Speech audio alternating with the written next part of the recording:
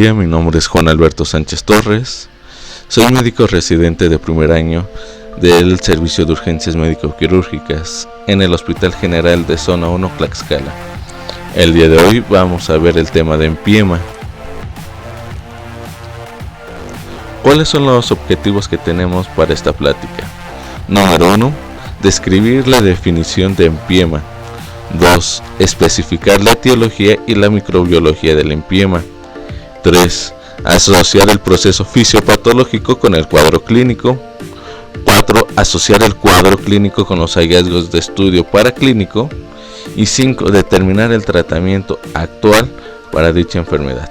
Ahora, ¿qué es el empiema?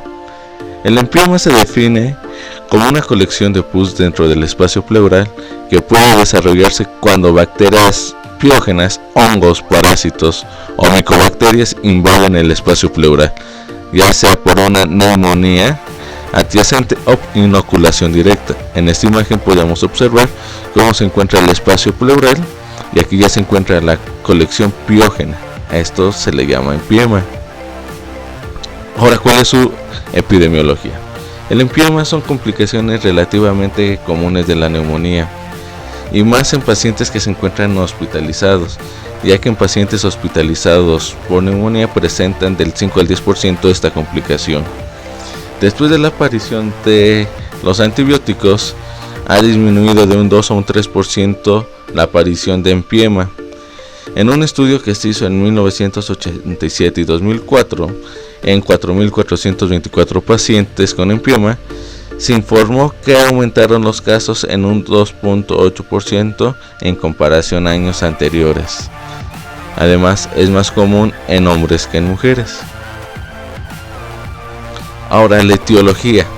La etiología tiene que ver con que más del 50% vienen de un foco pulmonar, es decir, de una neumonía, pero no solo va a ser una complicación de una neumonía, ya que el 25% está relacionado con una cirugía pulmonar y mediastínica, del 3 al 5% con un empiema postraumático y del 8 al 10% con infecciones subdiafragmáticas y del 1 al 3% con una sepsis.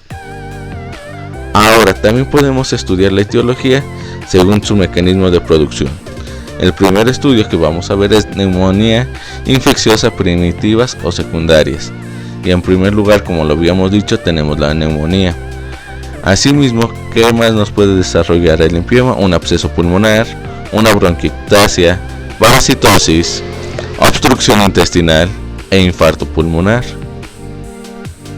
Como segundo grupo de estudios para la producción de empiema, tenemos aquellos que son de inoculación directa, es decir, postraumática o posquirúrgica, es decir, un accidente de tráfico, colocación de una sonda endopleural con mala antisepsia.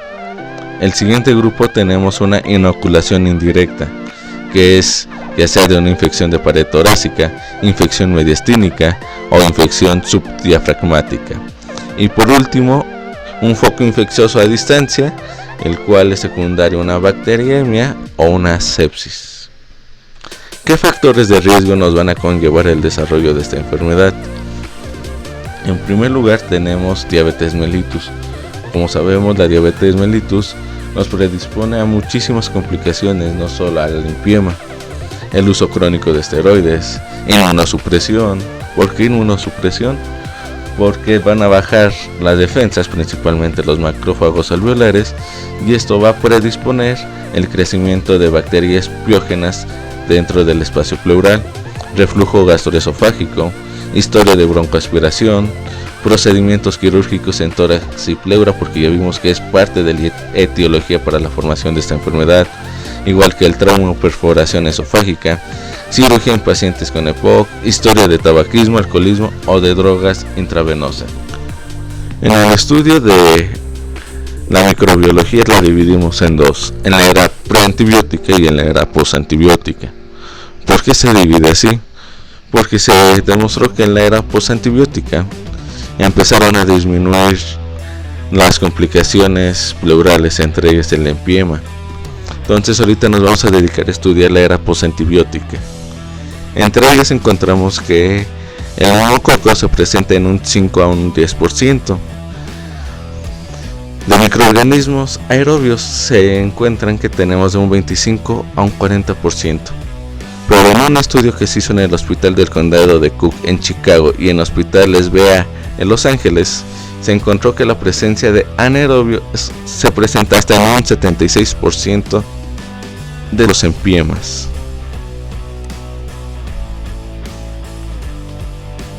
Ahora, ¿qué bacterias vamos a encontrar? En las bacterias anaerobias, como ya habíamos dicho, que son las que se encuentran principalmente en el empiema, el primero que vamos a encontrar es la Prevotella.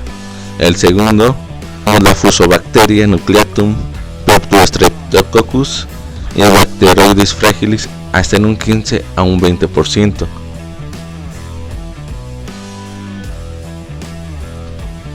Ahora también las bacterias las podemos estudiar en pacientes que son no inmunocomprometidos y en pacientes que son inmunocomprometidos.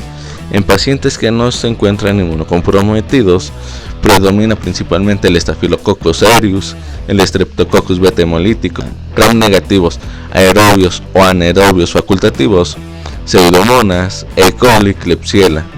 Pero ahora, en pacientes que tienen algún inmunocompromiso, llámese VIH, llámese cáncer, llámese la enfermedad que usted guste y mande, vamos a encontrar que la bacteria que encontramos principalmente es Mycobacterium tuberculosis, luego la Nocardia asteroides, bacterias gram negativas como Pseudomonas, Enterobacter, Aspergillus y Candida.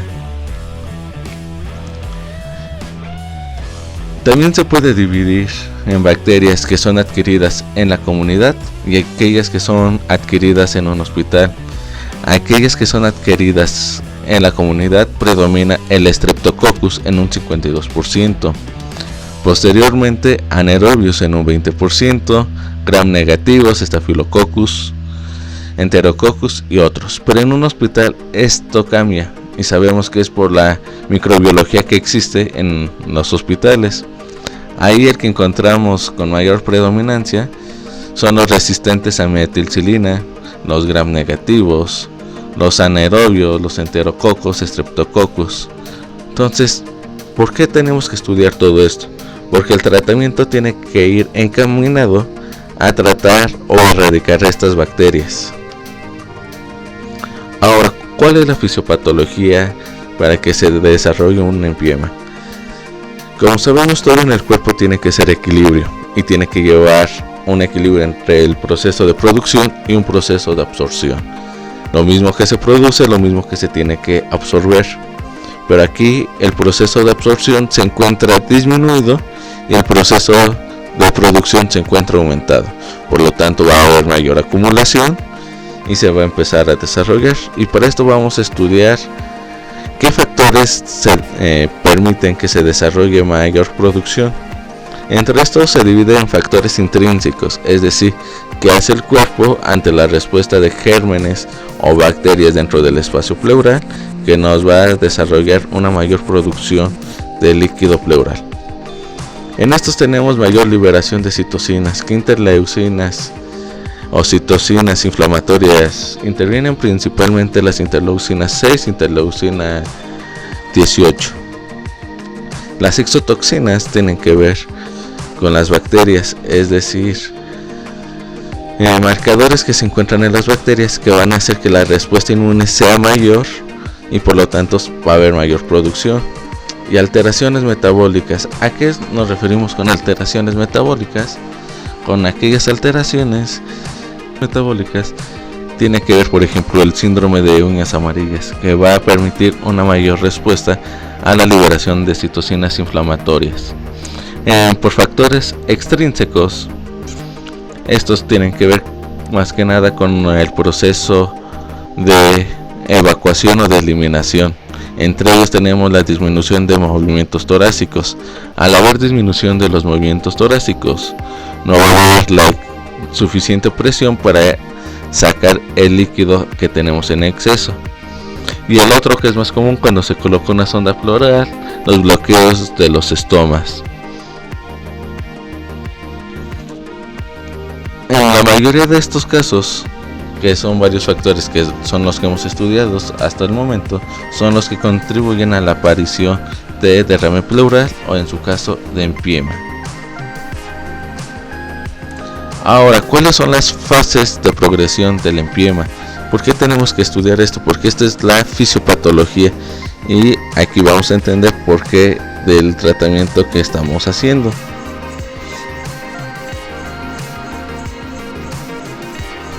Tenemos que la primera fase es la fase exudativa, es decir, esta sucede en los primeros 2 a los primeros 5 días. Esta fase se predomina por tener fenómenos inflamatorios, es decir, hay aumento de la permeabilidad capilar, principalmente de la interleucina 6, interleucina 8 y factor de necrosis tumoral, como ya lo habíamos visto en la diapositiva anterior. En esta va a haber formación de líquido exudativo y de fibrina, proliferación angio y fibroblástica, niveles bioquímicos normales y buena respuesta al tratamiento antibiótico, es decir, si sospechamos en vamos a tener una buena respuesta. En esta fase, como ya lo habíamos dicho, el derrame pleural o el líquido va a ser líquido libre, no va a haber septos y se va a poder desplazar. Bioquímicamente vamos a tener un pH mayor a 7.20, glucosa mayor a 40 y una LDH menor a 1000 unidades. En bacteriología, aquí todavía no vamos a encontrar microorganismos presentes. En la fase fibropurulenta, la cual se desarrolla en los primeros 5 a 10 días, aquí ya vamos a tener una invasión bacteriana franca. Ya vamos a tener un depósito importante de fibrina en las hojas pleurales, principalmente en la parietal. El líquido pleural ya va a estar turbio o va a estar purulento, ya va a haber loculaciones y en esta fase todavía el pulmón se puede reexpandir completamente cuando se coloca un drenaje. A partir de esta fase ya vamos a encontrar alteraciones bioquímicas como un pH menor a 7.20, una glucosa menor a 40 y una LDH mayor a 1000. Y aquí ya va a haber inoculación de bacterias. En la fase organizada, esta aparece de los 10 a 20 días, es la última fase. Aquí ya los fibroblastos son los que van a proliferar, van a formar fibras de colágeno sobre las superficies pleurales. El pulmón ya queda atrapado por el gran engrosamiento pleural y el pulmón no se expande al menos que se realice una decorticación pleuropulmonar. Y aquí definitivamente ya hay gran cantidad de bacterias. Y en este cuadro es un resumen de todo lo que habíamos platicado ahorita. La fase exudativa. ¿Cómo es el aspecto de la fase exudativa? Va a ser claro que va a ser casi un derrame pleural simple con líquido libre. Los valores bioquímicos que hemos descrito y en no va a haber presencia de bacterias. En la fase fibropurulenta ya va a empezar a haber cambios con un derrame paraneumónico complicado, líquido turbio, presencia de los marcadores bioquímicos y con presencia de microorganismos. Les dejo este cuadro para que lo puedan estudiar a posterioridad y no tengan duda alguna de las fases que presenta el empiema. Ahora, en el diagnóstico. En el diagnóstico tiene que ver tanto cuadro clínico, imágenes, laboratorios, etc. y lo que vamos a estudiar. El cuadro clínico, que es el primero en la semiología, ¿qué es lo que vamos a encontrar? Va a haber una persistencia o nueva aparición de fiebre, va a haber tos productiva, dolor pleurítico, disnea, malestar general, anorexia, pérdida de peso, halitosis. Como nos vamos dando cuenta, es un cuadro inespecífico, pero en el último estudio menciona que la persistencia de fiebre y dolor pleurítico nos tienen que hacer sospechar de un proceso paraneumónico, en este caso empiema.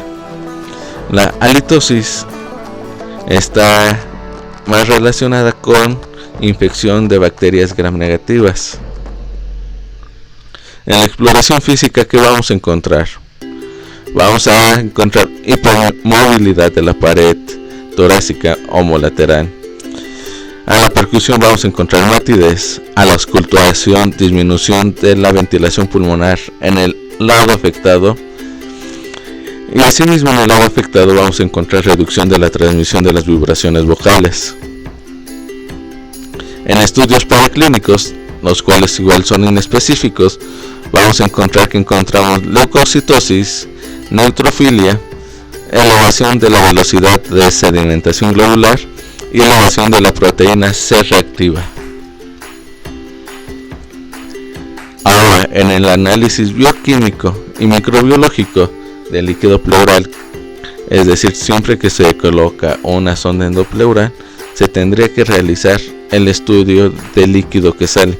¿Para qué? Para descartar patologías subyacentes. En este caso, si dijimos que a partir de la fase fibropurulenta vamos a encontrar que el líquido es turbio, simplemente con este hallazgo ya sospechamos de la presencia de empiema. Asimismo se tiene que realizar una prueba de pHimetría, el cual nos va a reportar que el pH va a ser menor a 7.2. La glucosa va a ser menor a 40 miligramos sobre decilitro. El LDH va a ser mayor a 1000 unidades internacionales. Vamos a encontrar que va a haber mayor presencia de neutrófilos, y si encontramos que hay mayor presencia de neutrófilos, estamos hablando de un origen bacteriano. Y si encontramos que hay predominio de linfocitos, estamos hablando que el paciente se encuentra inmunocomprometido y por lo tanto va a haber una infección tuberculosa o fúngica. Y si huele mal, ya lo habíamos mencionado, generalmente tiene que ver por infección por anaerobios. Entonces, a partir de qué estadio, de qué fase podemos encontrar estas alteraciones, de la alteración fibropurulenta. En la fase exudativa no vamos a encontrar estas alteraciones y es muy importante que lo tengamos en cuenta.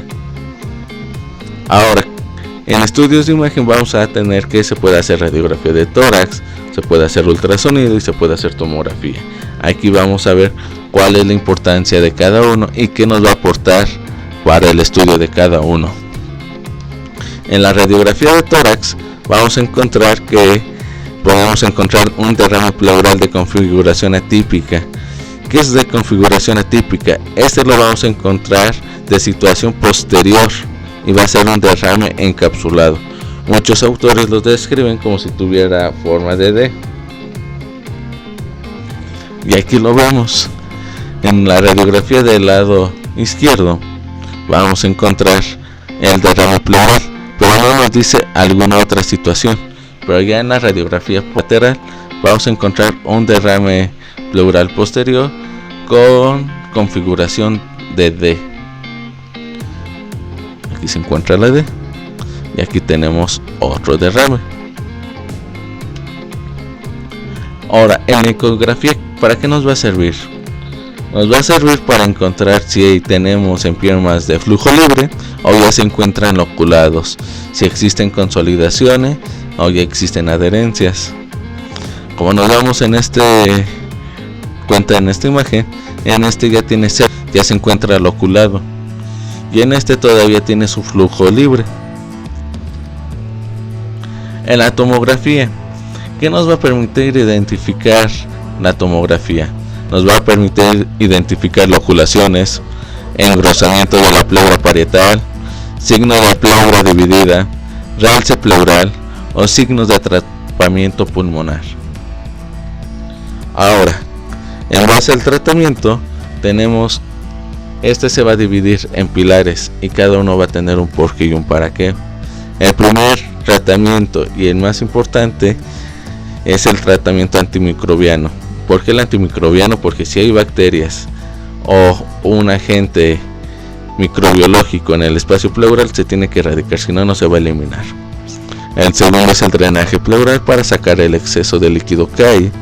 El uso de fibrinolíticos, que ahorita lo vamos a comentar, toracoscopía videoasistida y toracotomía posterolateral para decorticar la pleura visceral y parietal. Ahorita vamos a describir cada uno.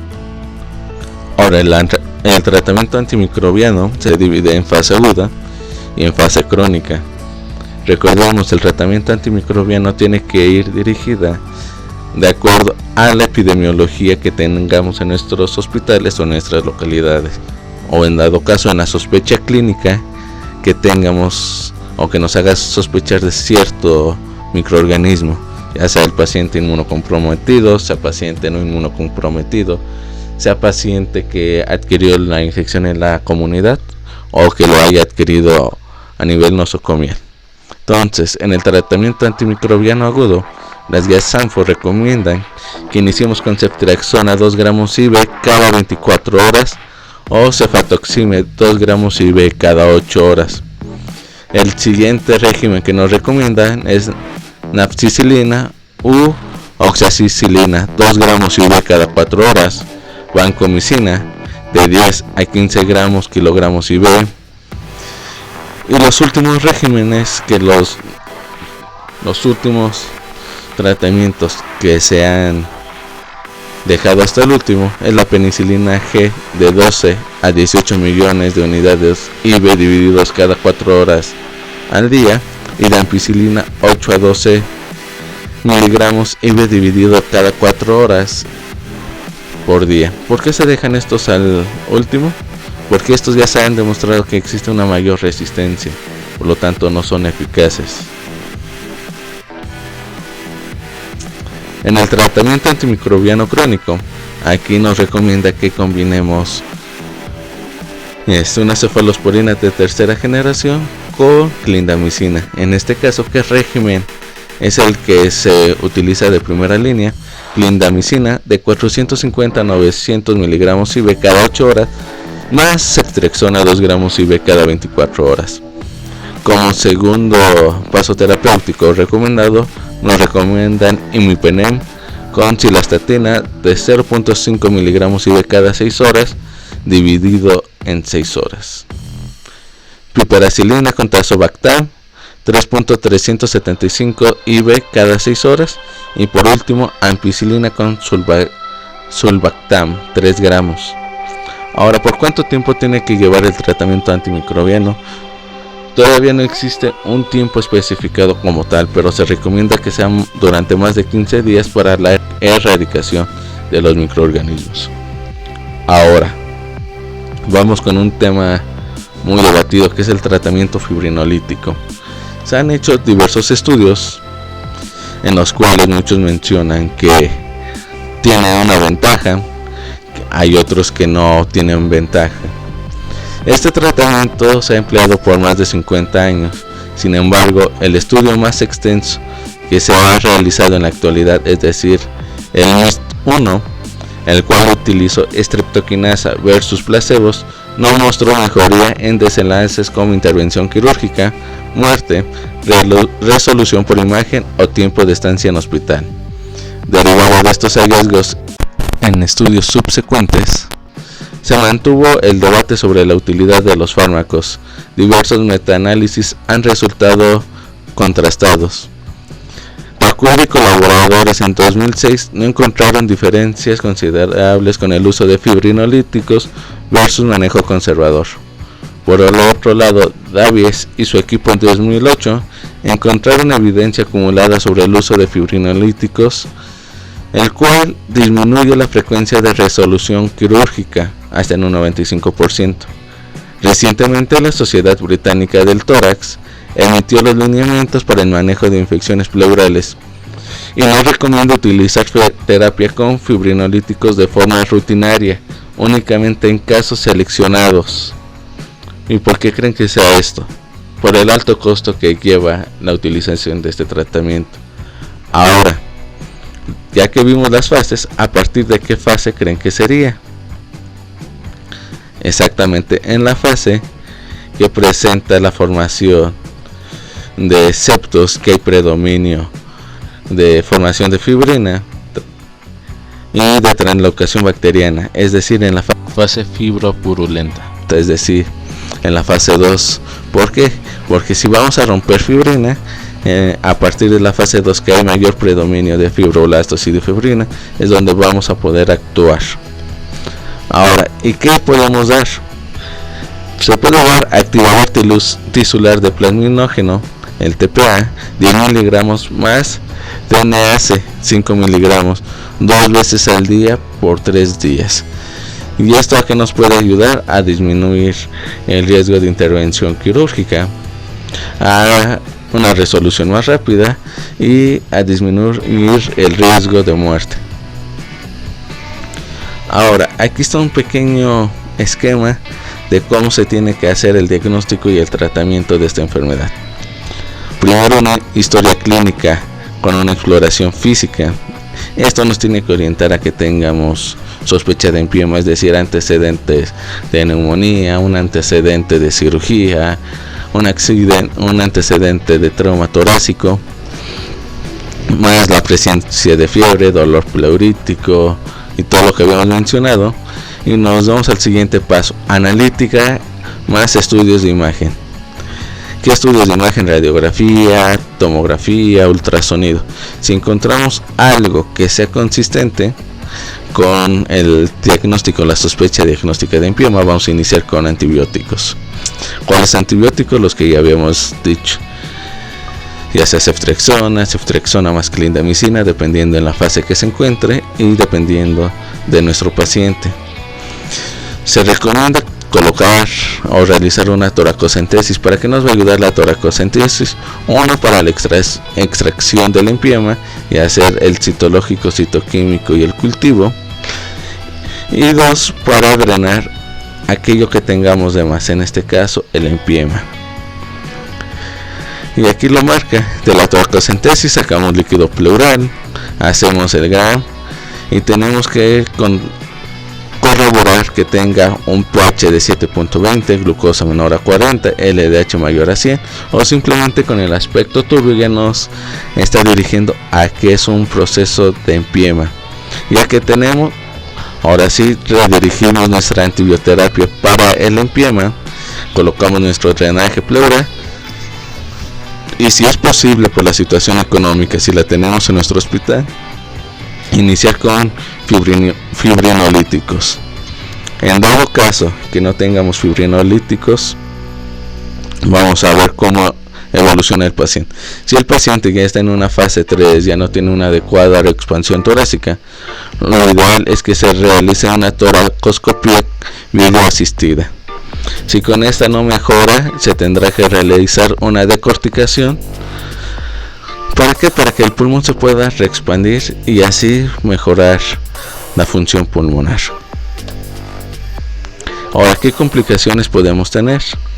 Una es el atrapamiento pulmonar.